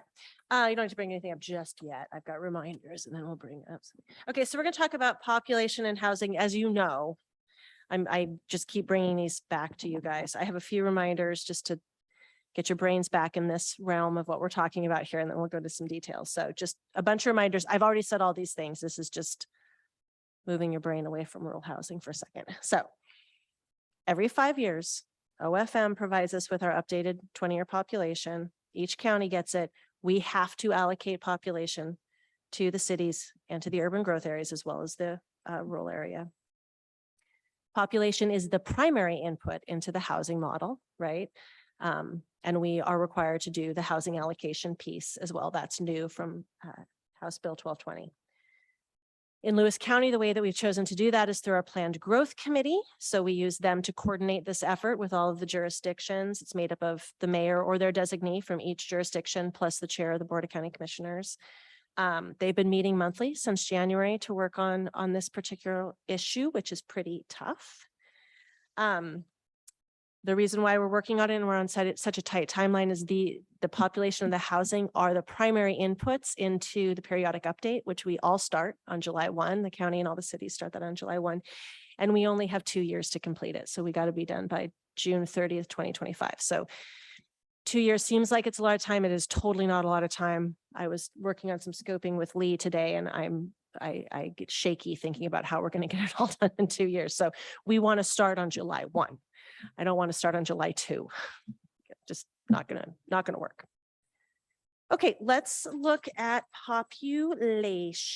So I just did a couple PDFs in there. Megan, if you would bring up from the file the population PDF. Yes, thank you. So what I'm going to talk about, these are the numbers. I'll get into the numbers in just a second, but I want to kind of talk through where we're at with it. So last week, staff met with the Board of County Commissioners on the population allocation. So we had an update with them. As you know, BOCC, they are the final decision maker here. And so like we've been bringing you guys up to speed, it is now time to start them on their get up to speed before they have to adopt. So we started meeting with them. But really at issue, we had a particular impetus for starting the conversation right away. And that is that all of the city's projections for housing population are coming in higher than the OFM high. So you'll remember that OFM gives you a most likely, and then they just bracket it with a standard deviation on either side, but we are tasked to stay in that range. Now you can leave that range. You can petition to go higher than the high, but that means petitioning to the Growth Management Hearings Board.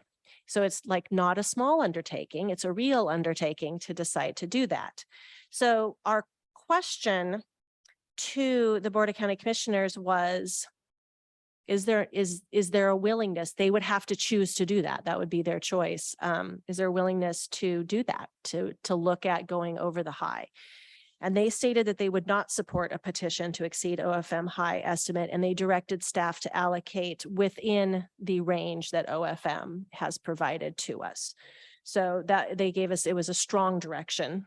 So it wasn't a see how it all plays out. It's like, no, there's no interest in going above, doing that petition process, stay within.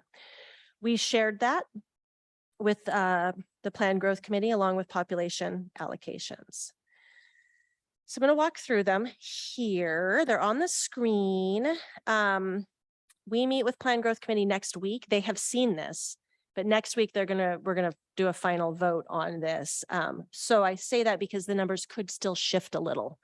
They haven't voted. So just like we don't say that you guys are done until you voted, they're not done. So it could shift. The way we did this again is each city provided the data and methodology to support their 20-year projection. Most of the estimates are based on development permits that are already approved or are in the pipeline to be approved. So a lot of the cities took this thing of like, well, oh my gosh, in the next 2 years, we're going to add this many people.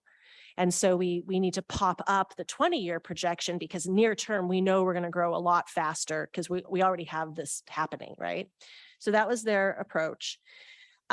Chehalis took a completely different approach. They did a land capacity analysis. So looked within their UGA and they looked at the land and how much full build out would look like in that. The number they came up with for their total population for 2045 was 31,202, which is a tripling from today's population. That would be full build out. After discussions with Chehalis and Centralia, which I'll talk about in a second, we've suggested an allocation of 23,000 for their 2045 number, which is still a doubling, which is a lot, right? And the reason why it's a lot is because it takes a lot of infrastructure to support that. It takes a lot of water and sewer and streets. It's, it is not an easy undertaking for a city to double in its size in 20 years, let alone triple. We also spoke with Centralia. They had asked for a population of 28,000. They have agreed to a population of 24,000.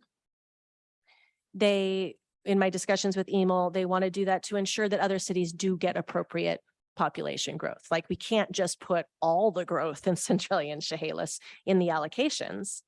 None of the other cities would get anything if we have to stay under the OFM high. Lewis County, we are putting most of our, in the county area, most of our anticipated growth in Onalaska and Packwood areas, because we believe Packwood will probably be a UGA. These are two places that either have sewer or will have sewer. So we have the opportunity to put more housing in those places, more people in those places. And then we're looking at the rest of rural county at being a very low 2% growth. Yes, that's very low. And I will say, yes, we are going to grow more than that, right? But there's less of a risk to us to undercount because we don't provide infrastructure in the same way as cities, right? We don't provide sewer. We're about to provide some sewer, but we don't really provide a lot of sewer and water infrastructure. So undercounting and growing faster doesn't hurt us. For a city, it absolutely does. It will stop their development because they can't keep up with it. So total Lewis County 20-year population projection is 104,951. The OFM is 105, 122. So we are under with these numbers in that table there. That's the population piece. Got any questions for me? Before the next one, you're going to see all the city's methodologies. You guys can dig all into that. I just don't want to give you the full thing until all the cities have really signed off on this. Mindy, does the Chehalis number reflect that we allowed the UGA to grow larger than what it needed to grow? It reflects what they did is they reflected a number of developments that they see coming within their UGA, including that area that they were looking at there. So, and they applied a 24 units per acre to Yeah, all but of if we those. had not, let's just say the most recent one that we did where we approved the one, down south, had we not allowed that, they wouldn't have been figuring that in with their, on their, Not on their land capacity analysis on under their this land approach. capacity Mhm, analysis. mhm. Like, does Chehalis want to grow that much? Well, I certainly asked them that the first time they gave Yeah. me the number. I mean, when I first saw the number, it took me a minute to process it because that is truly unprecedented growth in our state from a historic communities haven't grown that much. That's a big, big, big amount of growth. And then I called Tammy up and I was kind of in the mode of like, really? So explain a bit more to me. Give me a little bit more information. And I asked those questions, like, do you really want to do that? That's a lot of infrastructure. That's a lot of money. It's a lot of planning. It's a lot of creating jobs. It's probably a lot of community backlash because that creates growing pains. That feels weird as your city grows that quickly. And she responded that she would talk more with her mayor and her manager and come back. And they came back with, nope, this is what we want. I said, okay, let me talk to my board of county commissioners for a minute here because it just blew up our numbers. And you'll see when I bring the methodology out, she puts in a lengthy discussion of why they want this. They want their numbers to be at a place where they can apply for grants so that they can get the money to build the infrastructure. Right. So as I was saying, undercutting our numbers for a county is not really that terrible a thing. I mean, we'd like to be right, but we can undercount a little bit. For a city, it's hard. You want to be kind of right, because you want to be able to get the money to build the infrastructure. So you got to show that you need it. You don't want to go too far over though, or else you're going to be trying to get money out of your constituents. You're going to be taxing, you're going to be, overbuilding things. So you kind of want to be right in there. And does this mean it's going to be mostly multifamily? The land capacity analysis is 24 units per acre. That is Right. apartments. Right, which Right. you knew that they were not going to be doing that, but still it appears that they must be planning. on- Absolutely. So last time I talked with Tammy, we talked about the 31,000 would be at absolute full build out at absolutely the highest density that Right. they could look at. 23,000, I think we've discussed, is probably a more reasonable number to look at. In this, it is a doubling. And in 5 years, we do this again, right? So in 5 years, we get another OFM. There's a course correction for Chehalis built in 5 years. If it turns out, no, they are going to grow like that. Like, nope, they're going to do it. They're going to triple in 20 years. We'll course correct for them. When they write those grants and stuff, my suggestion to Chehalis is write it for your full build out and then back down. Say, we think we're going to build all the way out here, but we're going at a more moderate speed so that goes into the application process. So I do have a little bit more. I have a little bit more background on that as well. So I'm working in a different forum, having actually not quite directly anything to do with this. I have a work group that includes several people from the Chehalis staff about utility study and work in the South Chehalis UGA. Right now, Chehalis has difficulty serving multifamily developments and commercial developments because of a flow problem, a constriction they have in their water line. They can serve single family developments, and I asked them like, so, but we were talking about the problem. And I said, but you can serve single family developments, right? And they said, well, yeah, we can, but you know what? We don't have any. Right now, all the development applications that they're seeing are from multifamily developments, which I think is feeding into their theory that that is what they're going to be seeing in that area, is people building multifamily developments instead of single family homes. Okay, thank you. So my question is, if the county commissioners have already stated that they don't want to go beyond the maximum, and the Plan Growth Committee has already done all this work, it comes to us, and what are we actually doing? If the county commissioners have already kind of, decided what they're kind of targeting or going for, what are we doing? Are we just rubber stamping the numbers from the Plan Growth Committee and bouncing it on upstairs? Or, are we actually going to have a reasonable input into this process? Absolutely. That's a great question. They did say, don't go over the OFM maximum, right? They did not say how to allocate anything within there. They gave us zero direction on how to allocate to the cities at all. They have no interest in trying to go for a petition to challenge the OFM high, right? That was the direction. So yes, there is room a lot of room within that. They've not made a decision on allocations. I think though that you are, to be fair, partially right. In this circumstance, Planning Commission is a little bit of a rubber stamp because each of the cities will have discussed and agreed to these numbers. So backing off of those, doing something different, I feel like we would need some very serious reasons for doing that. Like we need somebody to come in and testify with something that we were not thinking about and really surprise us. And so we go, okay, well, wait, we didn't think about that. So in a way, in this circumstance, I feel like you guys are a little bit of a rubber stamp. You don't get to have as much input into this one. But I don't think, because of the way we've set it up with a Plan Growth Committee, I don't think there's a different way to go through it. So. Mindy, where did the 18,000 population that Chehalis gave up, where did they go? Like, were those, what is Chehalis going to do to not go to 31,000? It'll be constrained by infrastructure. This is why I said the 5-year course correction becomes critically important. If in the next 5 years, if we assign 23,000 in the next 5 years, it looks like, oh my gosh, no, they really are going to grow. It's going to be multifamily, and oh my gosh, they're headed that direction. We will kick that number up because the infrastructure will constrain, and they're seeing it now. I mean, I think Chehalis is in a circumstance where they are not being able to approve development because they do not have the infrastructure to support it. So infrastructure is typically the Okay, so constraint. it's just an infrastructure thing. It's not like they're going to change and say, no, you can't put apartment houses here. They'll just get stuck on infrastructure. I see. Yeah. They'll just say, we're not able to handle it. Well, technically what they'll say is, we're not able to handle that. So if you developer would like to give us a new sewer treatment plant, be my guest. Right. Where is your $3 or $5 million for the improvement? Well, And then but you're it's gonna welcome to have be your permit. everything. That's It'll what be they, you schools, see what I mean? So you fire, all throttle that, it right? because they can't, Yeah.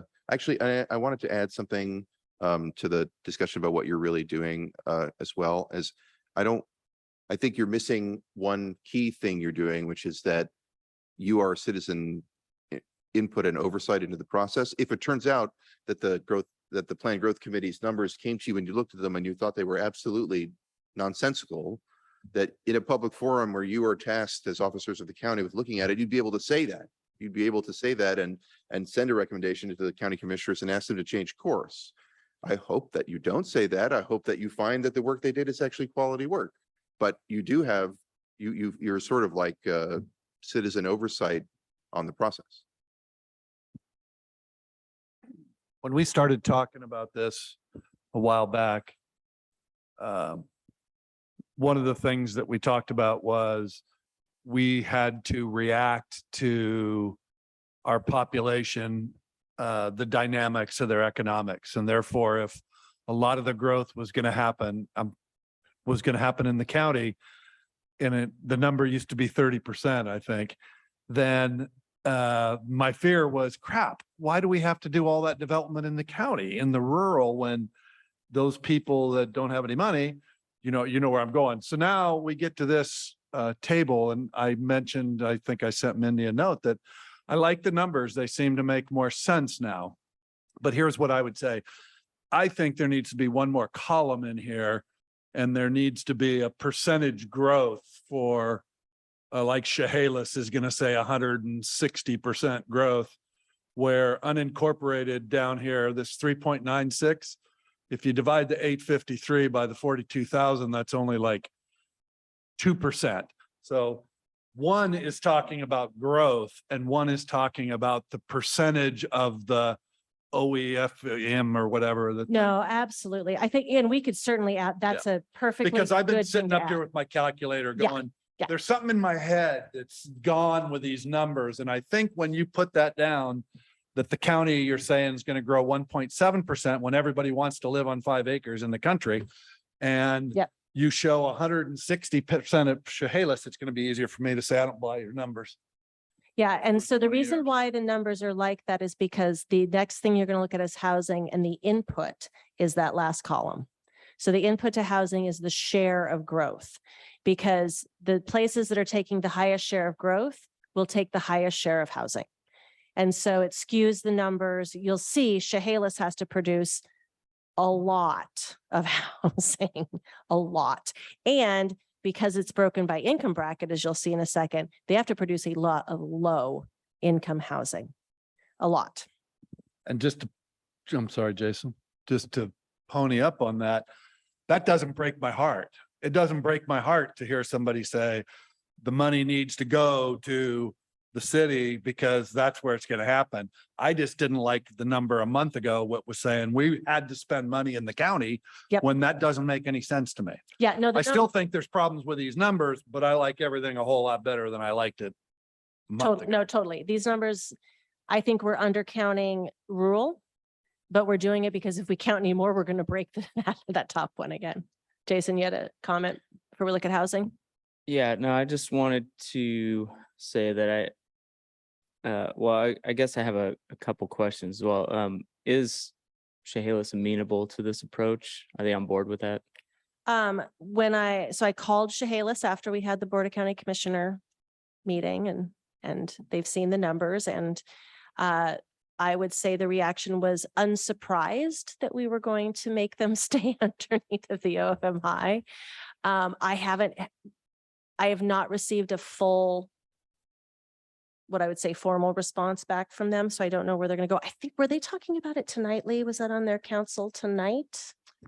It was on their agenda. Tonight or tomorrow? They're talking The about it 10th, very I think, soon. on Monday, yesterday. So we should hear more. And then, of course, the Plan Growth Committee is the first place that really all the cities can air grievances. Because we are now totally capped at, for sure, at the high, it's horse trading. If you want more, you're taking it from someone else. Yeah. Right? Yeah, no, I wanted to say that I think that the approach is very reasonable because you do have that out and in 5 years to be able to adjust it. And I do think there's a pace issue that you would run into anyway. So I 100% agree with that. I also, to sort of agree with Chehalis, they are really behind in infrastructure anyhow today, and they are going to grow exponentially. So I think there's, I don't think it's unreasonable for them to have those concerns. I think what you guys are proposing is a really good idea. The other thing that I was going to say just about in general about the planning commission and the voting and the rubber stamp stuff is I feel like our value is not so much the votes we cast, but a lot more the questions we ask that the commissioners can consider. I don't think the voting's all that important, to be honest. And Your guys' questions for us yeah, are, I mean, absolutely invaluable. I mean, I told the Board of County Commissioners about a different topic. They are not the place to have the hard conversations. planning commission is the place to have the hard conversations. So yes, the Right. questions that you guys ask, that is where the Yeah, work is. I think spending time on thinking about how I'm gonna vote is not something I spend a ton of time on, more on how good of questions I can ask and what kind of food for thought I can give them as they kind of hash this stuff out. So just that one's free for everyone, whatever that's worth. Thank you. Bring my wallet. I know, right? Well, yeah. Let's look at, you- let's you look get at a some punch housing. card. That one's yeah, no, I just was curious what their thoughts were on that, and I think we I will do know like more. that. I think it's a very reasonable, I think it just accomplishes all the goals all the way around, so for what it's worth. Let's look at how this plays into housing. There's another little one in there, Megan will pull up there. This one is going to be harder to see. You're going to kind of zoom in, and it will, again, you're going to have this in paper format to look at pretty soon, but this is my working model. So I want to talk a little bit about what goes into it, and then we'll go through some of the numbers. So as I said, population, it's the primary input. Keep in your mind and don't lose that the work that Commerce has given us in these models is guidance. And we're going to talk about that a little bit more at the end, but it's guidance. Commerce was actually tasked to create this guidance under House Bill 1220 to help jurisdictions figure out how to meet it. And what they did, their guidance primarily is a model. It's an Excel model that they created. And there are two methods in there, an A and a B. Neither A or B works very well for Lewis County. This gets kind of to Frank's statement before, we're weird here. We do some things weird. We let the cities develop their UGAs like it's part of the city, and that's pretty unique. And so it creates a different dynamic of how you look at population and housing than other jurisdictions. So the models were not built for Lewis County. They were built for the other counties. It doesn't quite work. It's a little bit weird. So I created a method C, which we'll walk through here in a second. Okay, so at the very, very top of the screen there, you see that total population, right? So the total is 104,951.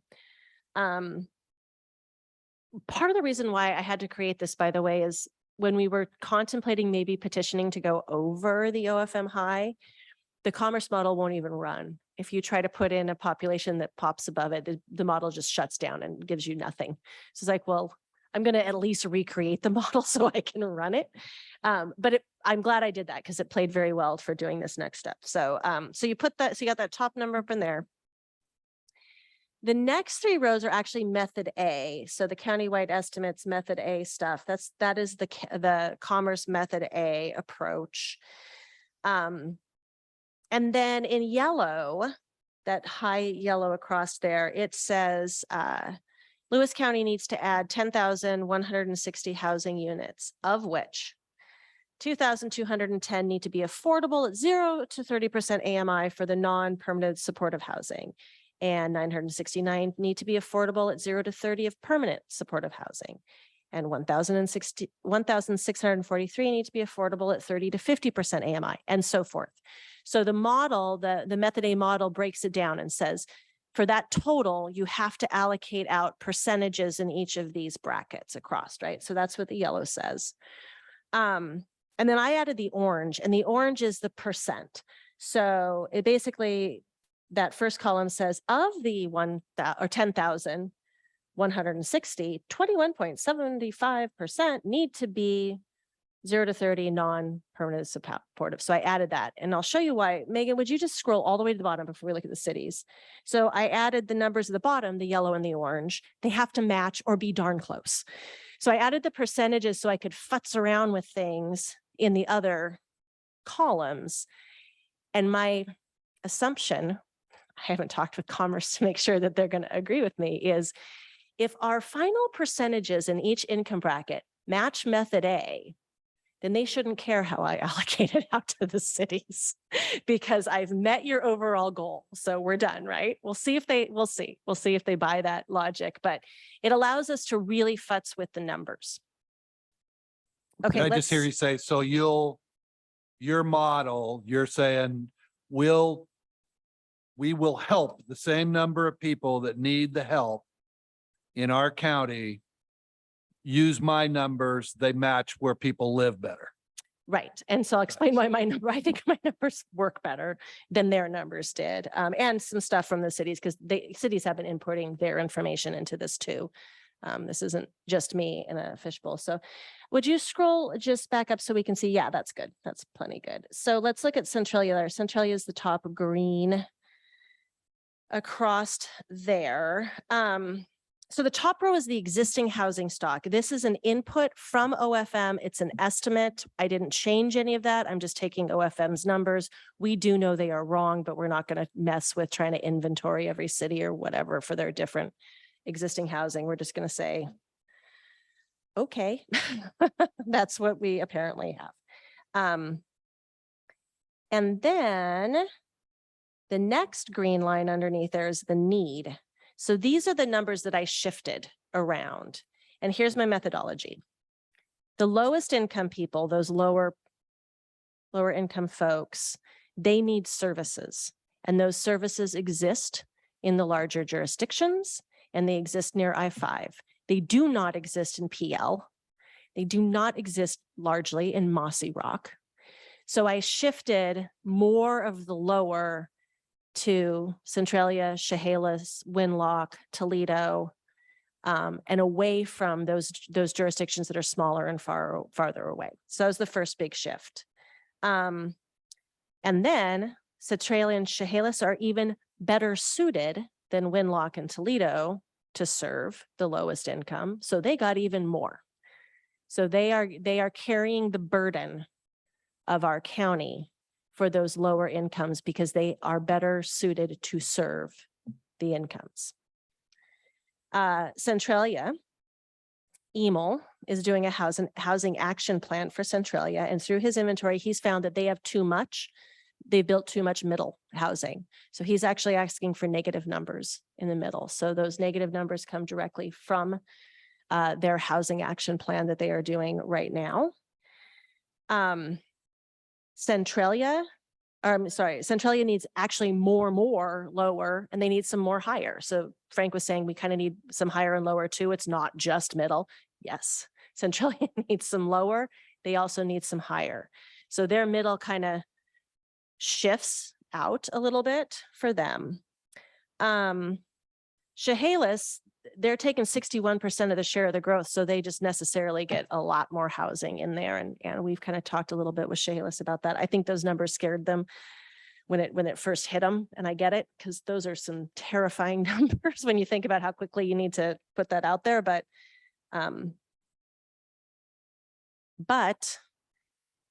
it actually is pretty close to, they actually come out kind of close to the method A. They're not too far off from the method A in there. They're higher. They need to provide higher on the low side and less on the higher side than the method A would have produced for them.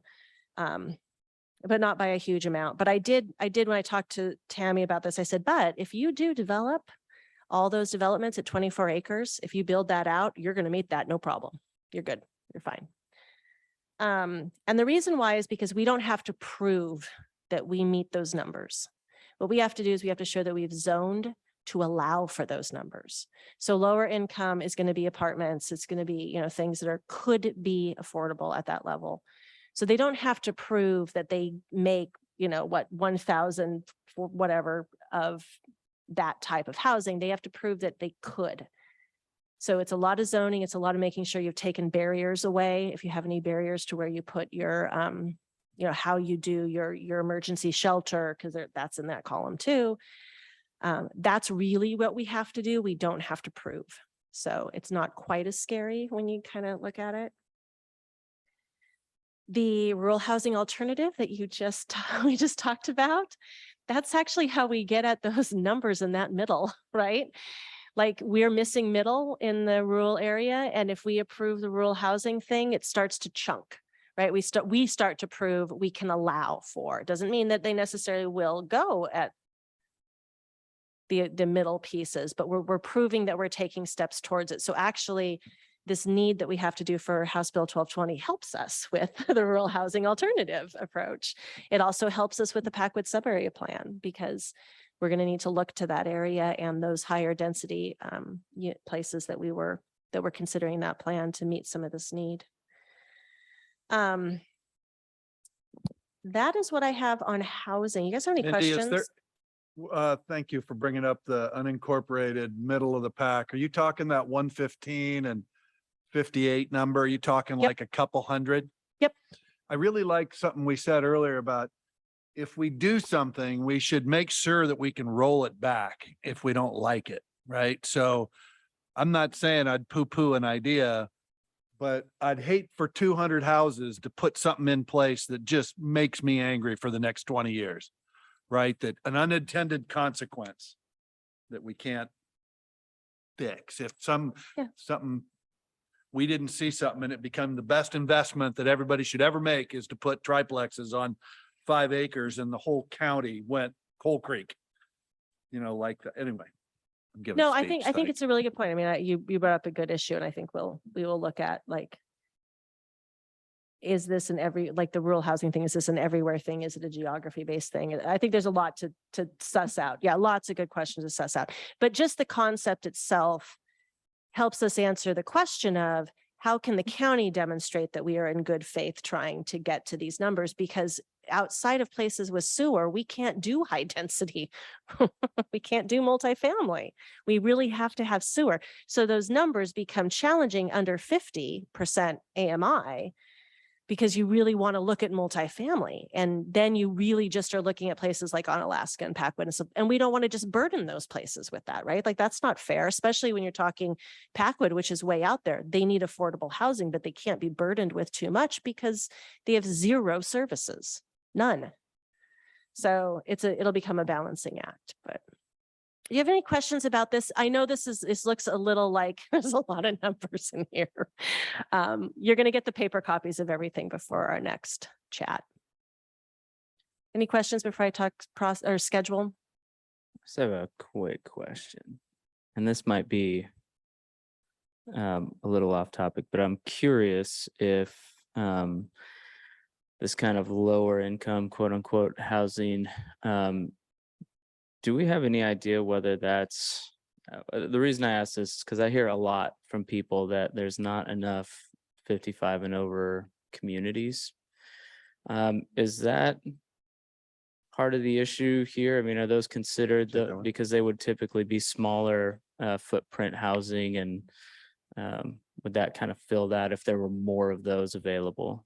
Yes, one of the demographics that's frequently talked about in terms of affordable housing that is meant to be on the low end of the spectrum. And I don't just mean attainable housing, like housing that is market rate housing that is just slightly less expensive, which the rural housing alternative might end up being that, right?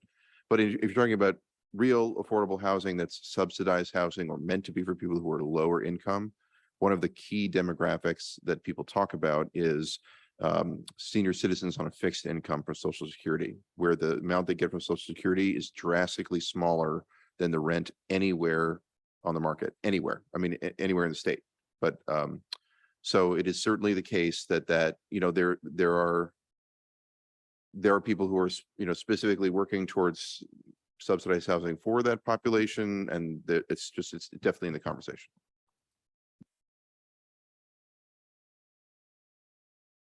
Any other questions?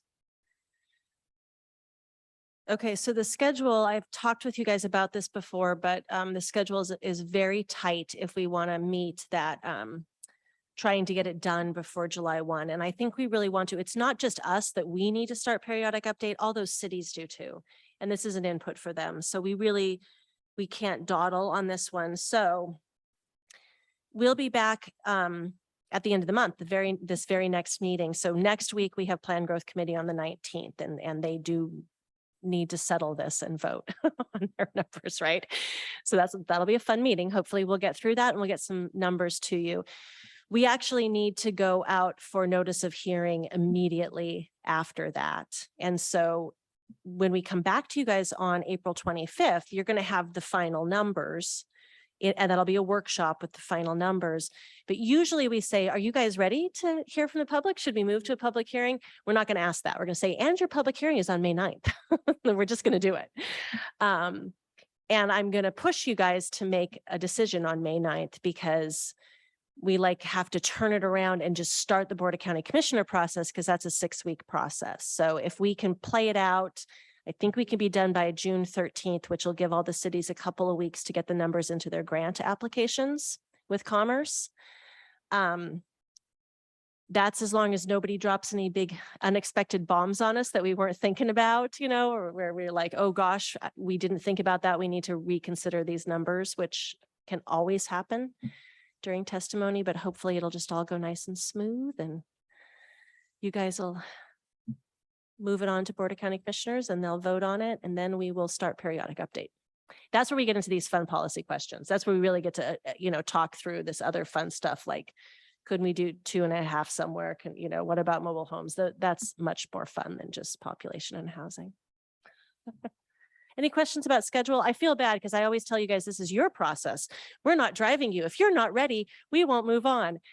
Just not the case this time. So I feel badly telling you, well, sorry, we're going to have the hearing on May 9th, but we are. So any questions about that? Is there any chance of getting the documents any earlier? All right, turn it off. I will get you the documents like the morning of the 20th. Like the minute I can get whatever we final decide in Plan Growth Committee into documents over to you, I will do that. I know that that's not your full 2 weeks. I think that's part of why I wanted to keep coming back to you so that you're not trying to figure out my methodology at the very last minute. You're more reviewing what you already understand as the methodology. So I know it's quick. Yeah. I would also just remind you, just as a reminder, you guys are welcome to just call me, right? If you're reading through something you don't want to wait till your next workshop, you just have a question, call me, ask the question, and we'll talk about it. If it's something that is not just you needed to understand something, but something the whole commission needs to hear, I'll put it in my presentation the next time and we'll get that information across to everybody. So don't feel like you have to wait, just give me a call.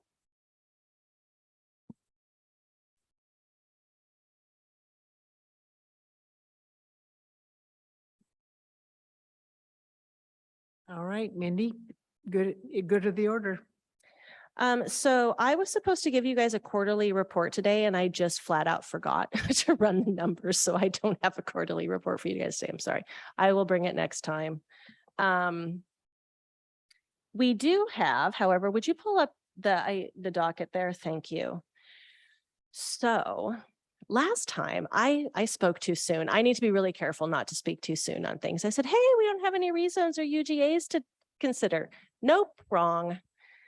We got a UGA request from Winlock on March 31st, which was the last day to apply for a UGA expansion. It does need to go to Plan Growth Committee too, so they will hear it in May. So it's one of those ones that goes through them.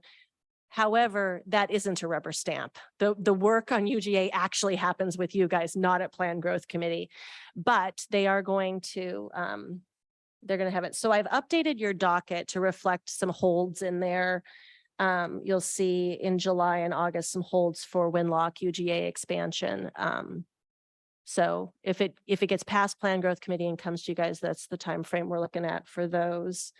And the rest of the docket is there. I just highlighted the yellows. The one online that Megan showed last time, this docket's online and you update it like after every meeting or once a month about, so it's pretty up to date.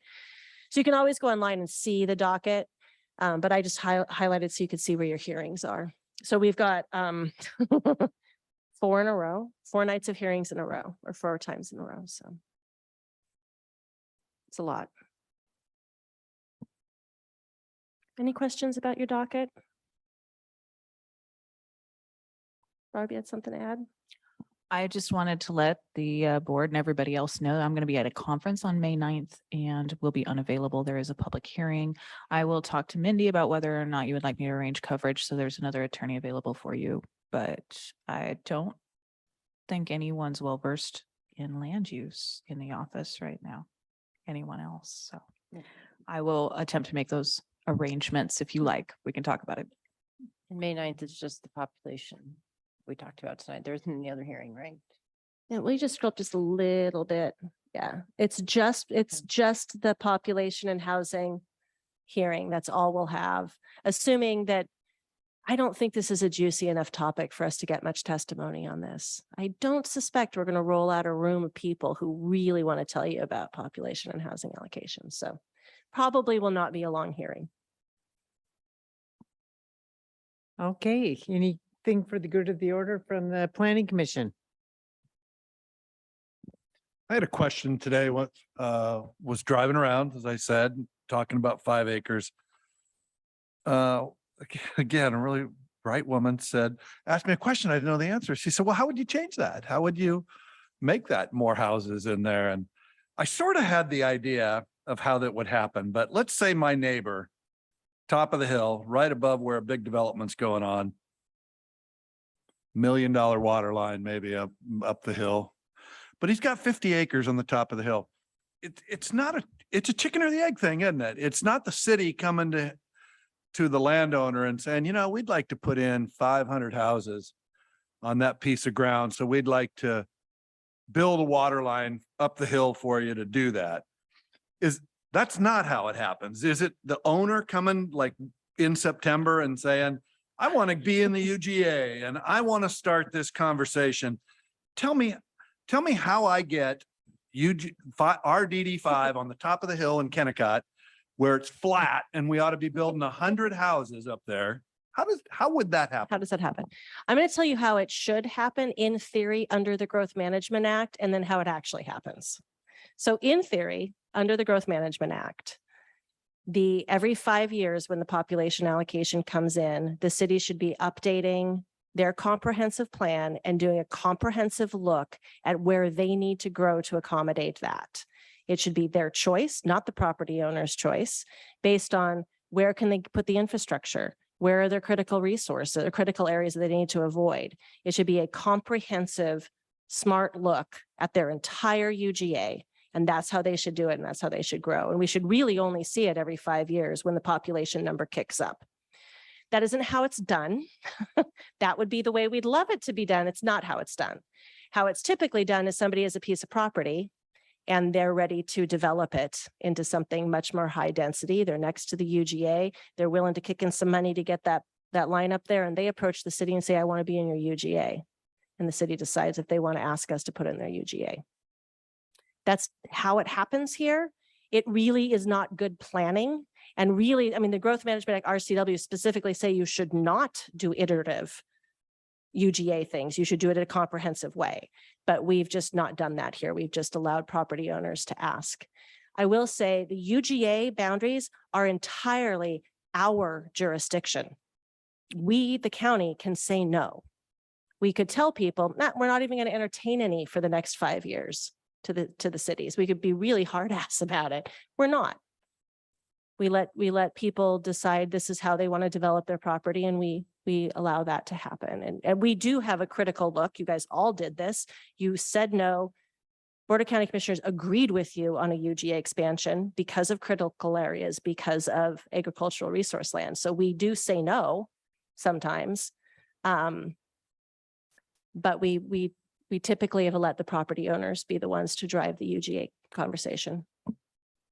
I do feel like the tables have turned just a little bit, and that now it's my job to maybe explain why that's not as crazy. Which is that in a We little just, bit, yeah. what you we have get a here, what you get Punch and here Judy is, routine. yeah, you get very different approaches to it, which is Yeah. really a great benefit to you. The historically, development in Lewis County was very catch as catch can. In other words, if you planned and had great grand plans in your rural area where there wasn't a huge demand for growth, that you should grow here in X, Y, and Z, and you should do it this way. Oftentimes the market didn't produce that there wasn't growth where you hoped or wanted it to be. And instead you had an opportunity for something that was still beneficial over here where it was possible, where they had a willing player right now. And so they developed this bird in the hand methodology where they were more apt to say yes when they had someone who wanted to do it, because then it actually would happen. Whereas when you plan for it, because our urban level of development was just really not that common, you did a lot of planning for not a lot of result otherwise. And all of that's really, I mean, it makes sense. You need all of these pieces to come together. You need a developer who's ready to develop. You need a landowner who's willing to supply the land where that development's going to happen. And you need a jurisdiction who's willing to provide the basic infrastructure. If those parties don't come together and make that plan, it's not going to work out. It makes sense that way. Yes, but I would say in the places where Growth Management Act was really designed for, in the Middle Sound counties, they have urban jurisdictions that generate high demand. There is an ever-present development demand, and you have the luxury of making good plans and sticking to them, and it works. People will come.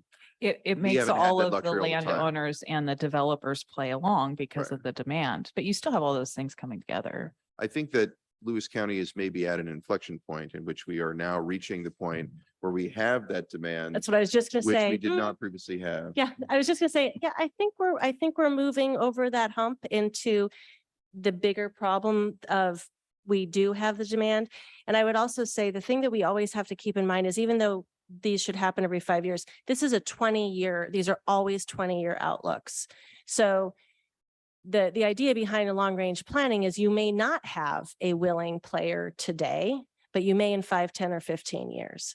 And that is the place that you think you should grow because you can put the infrastructure there and there is no floodplain there and so forth. So those planning principles, as a long range planner, I will stick behind my planning principles as good principles. In practice, we often just see this is where it can happen. So we're going to go for that. So that's where it's usually at. Once you combine critical areas and infrastructure, particularly transportation infrastructure, there's not that many places the development can happen anyway. It's all either steep or it's wet or it's going to grow. All right. The next planning commission meeting will be on April 25th of 2023, and the agenda items will be the final population and housing allocations. Is there anything else? No, nothing No? else. Okay. And are there any commissioners that will not be present at that meeting that they already know? I won't be. I leave Tuesday for North Carolina. Okay. All right. So do I have a motion to adjourn? So I moved. s- Second. All right, we're adjourned. Good night.